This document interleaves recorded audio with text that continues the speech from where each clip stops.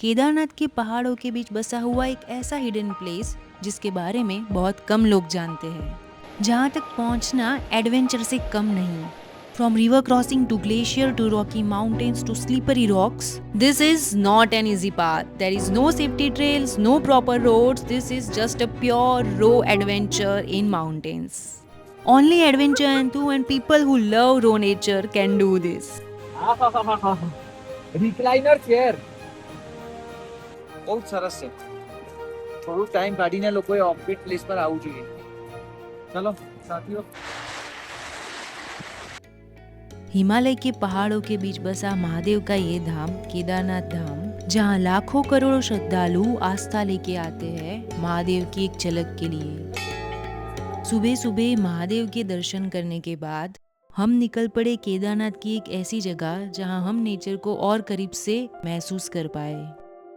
ना हमारे पास कोई गाइड था, ना हमने किसी लोकल पर्सन को पूछा था। हम ऐसे ही पहाड़ों में कुदरत का मजा लेने, कुदरत को एक्सप्लोर करने निकल पड़े थे ट्रैकिंग के लिए। आज सुबह सुबह केदारनाथ धाम में महादेव जी के दर्शन करने के बाद हमने सोचा थोड़ा और एडवेंचर किया जाए, तो हम पहाड़ों पे ऊपर ऐसे ही ऑफ रूट ट्रेल में चल रहे हैं। मस्त मजा आ रहा है, चारों तरफ हसीन वादियां हैं। शरीर में थकान अभी भी है, पर दिमाग बोल रहा है कि और एडवेंचर करना है, इसलिए हम ज़्यादा चढ़ाई कर रहे हैं और मज़ा ले रहे हैं नेचर का। केदारनाथ के इस हिडन प्लेस तक जाने का रास्ता शुरू में बहुत ही आसान लगेगा, और इस रास्ते को फॉलो करते करते हमें रास्ते में देखी एक ऐसी गुफा जिसे रुद्रा मेडिटेशन केव भी बोलते हैं, और मोदी गुफा के नाम से भी ये गुफा जानी जाती है। क्या आपने कभी किसी साधु संत को सारी फैसिलिटीज के साथ मेडिटेशन ध्यान धरते हुए देखा है? ये सिर्फ मेरी नहीं, पर आप सबकी लाइफ की पहली ऐसी गुफा होगी जहाँ पे सारी फैसिलिटीज अवेलेबल है, जहाँ पे हमारे श्री नरेंद्र मोदी जी ने मेडिटेशन किया था विद ऑल द फैसिलिटीज। पूरी पेंटिंग्स बनी हुई है और केदार घाटी का पूरा यहाँ पे पेंटिंग बनी है। यहाँ पे नहाने के लिए भी इन्होंने व्यवस्था बनाई हुई है।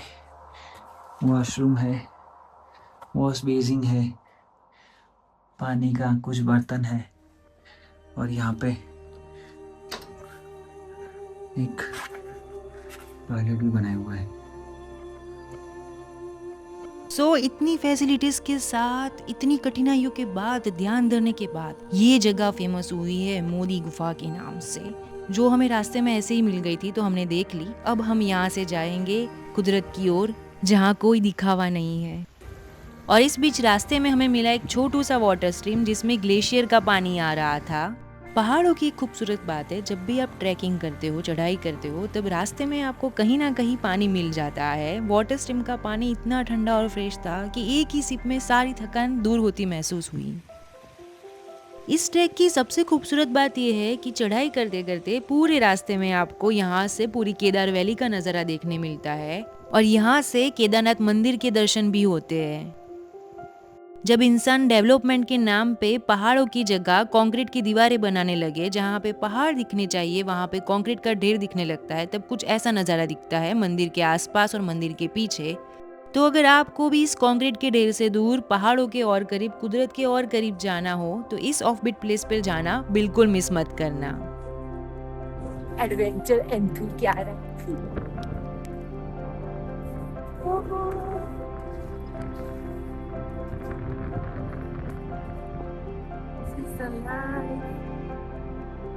This is the last easy route of this track. इसके बाद बहुत ही खतरनाक रास्ता शुरू होने वाला है। अब हमारे और वाटरफॉल के बीच सबसे बड़ा चैलेंज था इस ग्लेशियर को क्रॉस करना। दूर से बहुत ही आसान दिख रहा था, लेकिन पास पहुंचने पर पता चला यहाँ पर एक छोटी सी गलती और आप सीधा नीचे जाओगे। ग्लेशियर क्रॉस करने के बाद आता है बहुत ही पतला सिंगल लेन रास्ता, जहाँ से आपको पहली झलक दिखती है वाटरफॉल की। हिमालय के पहाड़ों के बीच हजारों फीट की ऊंचाई से गिरता हुआ ये वाटरफॉल किसी स्वर्ग से कम नहीं दिख रहा था। इस वाटरफॉल तक आने का रास्ता आपको गूगल मैप पर कहीं पर भी नहीं दिखेगा।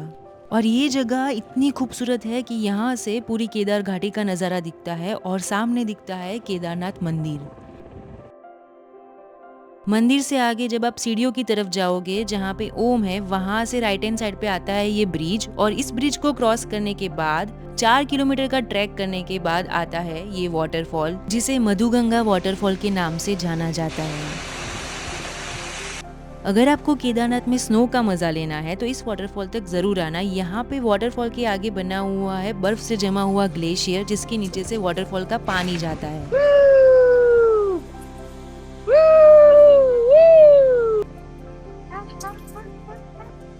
हमारा एडवेंचर यहाँ पर नहीं खत्म होता है। अभी हम इस स्नो में से ऊपर जाएंगे इस पत्थर पर और देखेंगे कि वहां से कैसा नजारा दिखता है।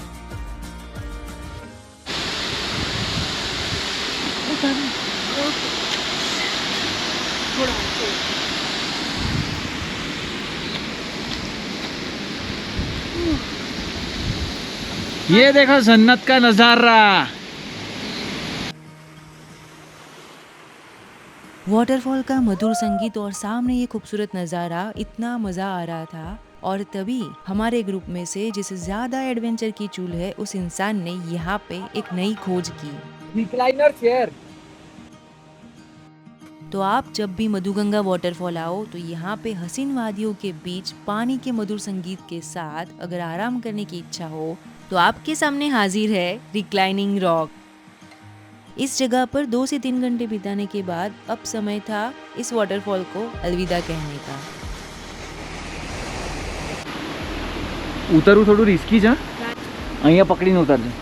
जितना चैलेंजिंग यहाँ तक पहुँचना था, उससे भी ज्यादा चैलेंजिंग एंड टफ है यहाँ से नीचे उतरना। This is the reality of trekking. पत्थरों को पकड़कर आराम से नीचे बैठकर उतरना पड़ रहा है। छोटी सी भी गलती और आपका बैलेंस बिगड़ सकता है।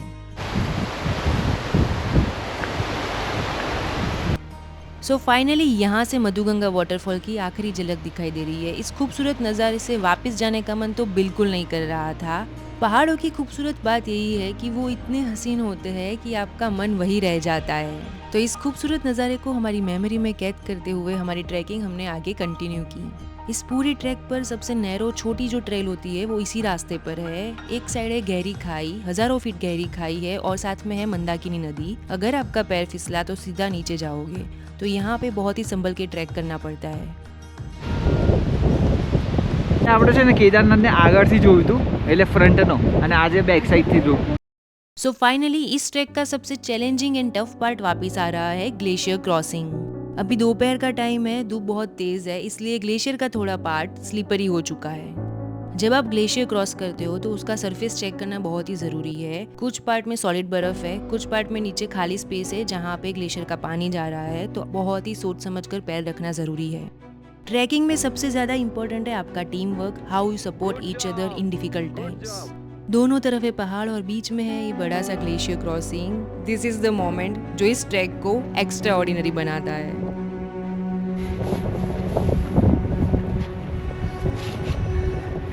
यहाँ पे अपना सिर बचा के जाना होता है। पत्थर और बर्फ से निकलकर हम एक ऐसी वैली में पहुंच गए जो एक ड्रीम जैसा लग रहा था। जहां तक नजर जा रही थी वैली रंग बिरंगे फूलों से ढकी हुई थी। ऐसा लग रहा था मानो नेचर ने चारों तरफ अपनी खूबसूरत पेंटिंग बना रखी हो। कुछ फूल हवा के साथ धीरे धीरे झूम रहे थे। कुछ जमीन पर रंगों की चादर बिछाए हुए थे। सामने बर्फीले पहाड़ है और यहाँ पे मैं ऐसा बोल सकती हूँ कि मिनी वैली ऑफ फ्लावर्स। इतने सारे फूल हैं। इतने घंटों के डिफिकल्ट ट्रैक के बाद जब फूलों से सजी हुई इस वैली को देखा तो दिल को सुकून महसूस हुआ और ऐसा लगा मानो जैसे कुदरत ने एक तोहफा दे दिया हो कि केदारनाथ मंदिर के पास इतनी खूबसूरत जगह है। सच बताऊं, ये जगह इतनी खूबसूरत है कि यहाँ से वापस जाने का मन ही नहीं कर रहा था।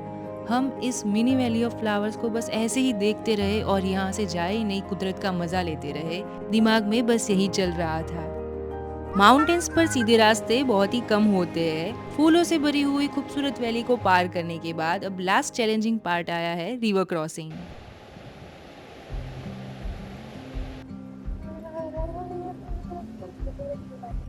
मॉर्निंग की कंपैरिजन से अभी पानी का फ्लो बहुत ही ज़्यादा बढ़ गया था और बहुत ही स्ट्रॉन्ग था। अभी हम यही ट्राई कर रहे थे कि कौन सी साइड से रिवर क्रॉस करके जाए तो ज़्यादा सेफ रहेगा। ત્યાંથી બી વચ્ચે જમ્પ કરાય એવું જગ્યા નથી. સાંભળ, પાછી આવી જા, રિસ્ક નથી લેવું, આવી જા.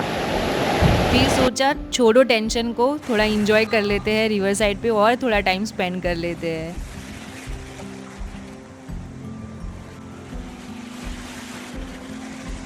Mountains, adventure and fun, this is the real life. Riverside पे थोड़ा टाइम स्पेंड करने के बाद फाइनली हमने हमारा ट्रैकिंग शुरू किया। ऊपर ऊपर ऊपर ऊपर क्या एडवेंचर करूँ.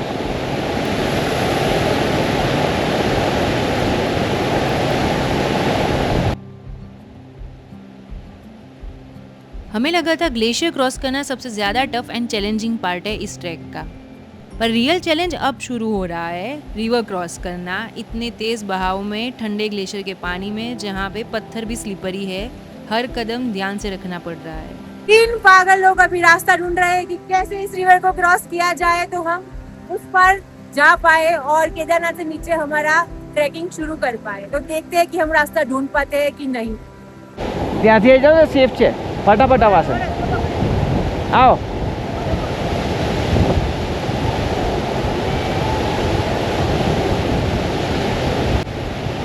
हम सीधा रास्ता क्यों लेंगे? जानबूझ के कैसे रास्ता लंबा किया जाए, एडवेंचर को और ज़्यादा टफ किया जाए, ये आप हमसे सीख सकते हैं।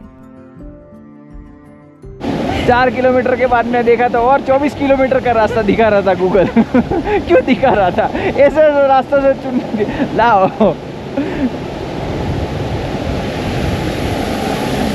4 किलोमीटर ना 24 किलोमीटर करवा तो हमारे जोड़े आवजो. फ्लो वधी गयो है. यहाँ से ऐसा दिख रहा है कि टेंट्स एंड ब्रिज बहुत ही नज़दीक है, बट रियल में इतने तेज़ बहाव को क्रॉस करना बहुत ही ज़्यादा रिस्की है।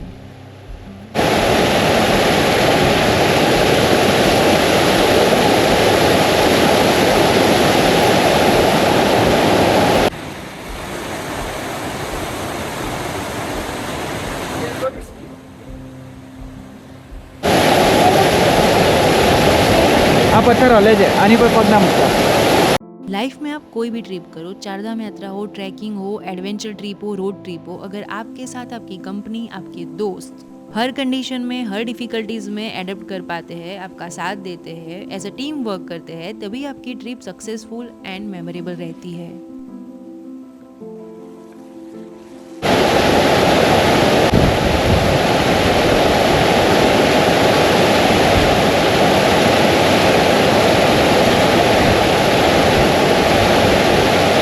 पहला ऊभी था, कोई भी पत्थर पर पहला ऊभी था.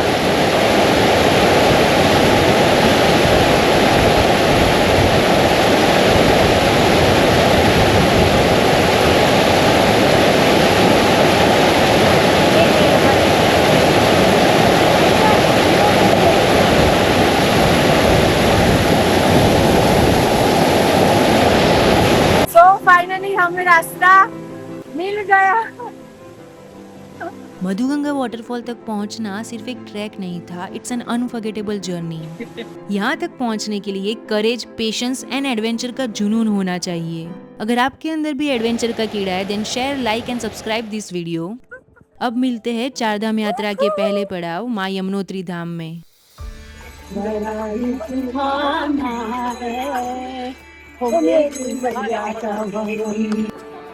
जय यमुना मैया। राधे राधे. यमुनोत्री माँ के दर्शन करने के लिए हम सब रेडी हैं.